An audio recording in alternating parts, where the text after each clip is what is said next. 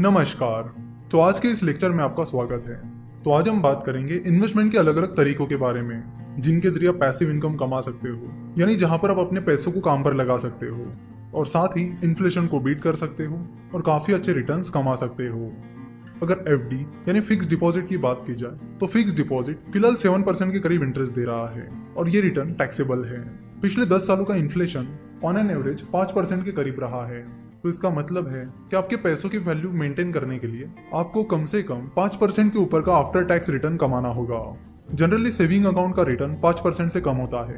सो अगर आप अपना पैसा सेविंग अकाउंट में पड़ने रहने देते हो तो वो अच्छी चीज नहीं है। जहां तक एफडी की बात की जाए तो वो एक अट्रैक्टिव इन्वेस्टमेंट नहीं है।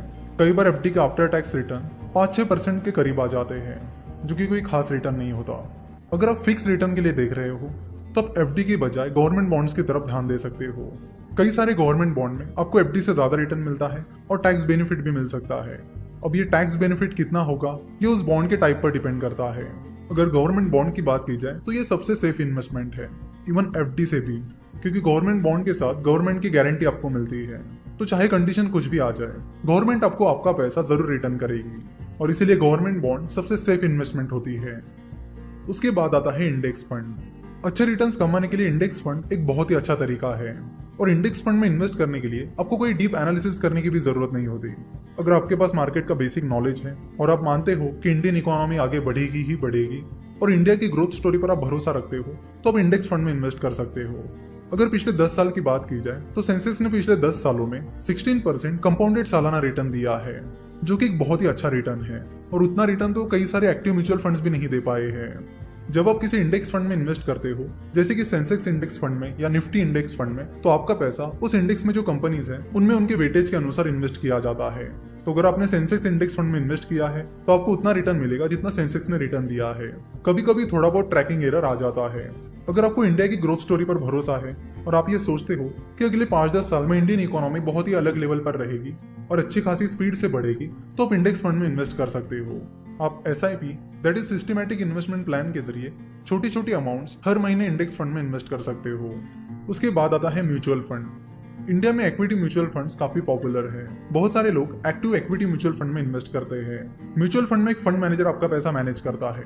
एक्टिव इक्विटी म्यूचुअल फंड में इन्वेस्ट करने के लिए आपको अच्छा खासा एनालिसिस करना होगा। आपको एनालिसिस करना होगा उस म्यूचुअल फंड मैनेजर का जो आपका पैसा मैनेज कर रहा है।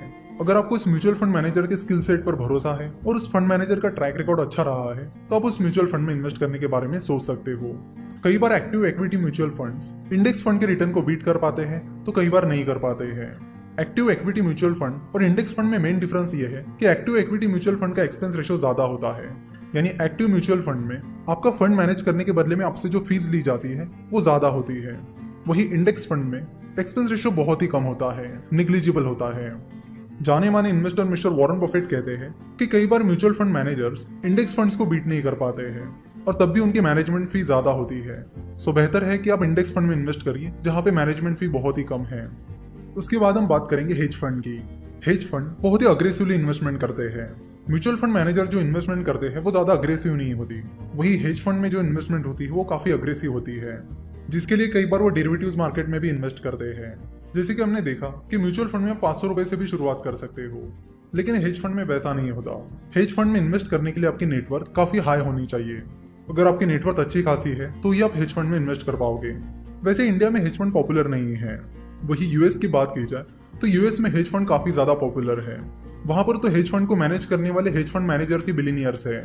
यूएस में हाई नेटवर्थ इन्वेस्टर्स भी बहुत ज्यादा है और वहां पर कई सारे अच्छे हेज फंड्स है, जिसकी वजह से हाई नेटवर्थ इन्वेस्टर्स उन हेज फंड में इन्वेस्ट करना पसंद करते हैं। तो यहाँ तक हमने जो इन्वेस्टमेंट के तरीके देखे हैं वो ऐसे तरीके हैं जिनमें आपको खुद को ज्यादा कुछ नहीं करना होता, आपको बस अपना पैसा इन्वेस्ट करना होता है।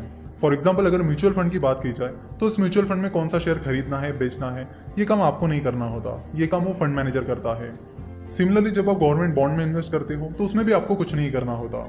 जब आप हेज फंड में इन्वेस्ट करते हो तब भी आपको कुछ नहीं करना होता, जो कुछ करना है वो हेज फंड मैनेजर करता है। तो index fund, mutual fund, hedge fund ये इन्वेस्टमेंट के इनडायरेक्ट तरीके हैं। अगर डायरेक्ट तरीकों की बात की जाए तो उसमें स्टार्टअप इन्वेस्टमेंट और स्टॉक मार्केट इन्वेस्टमेंट आती है और यहाँ से आगे हमारा पूरा कोर्स इसी के बारे में है। तो अगले लेक्चर से हम स्टॉक मार्केट इन्वेस्टमेंट के बारे में बात करेंगे और उसे बहुत ही बेसिक से समझेंगे ताकि आपको स्टॉक मार्केट का और कैपिटल मार्केट का पूरा कॉन्सेप्ट समझ में आ जाए।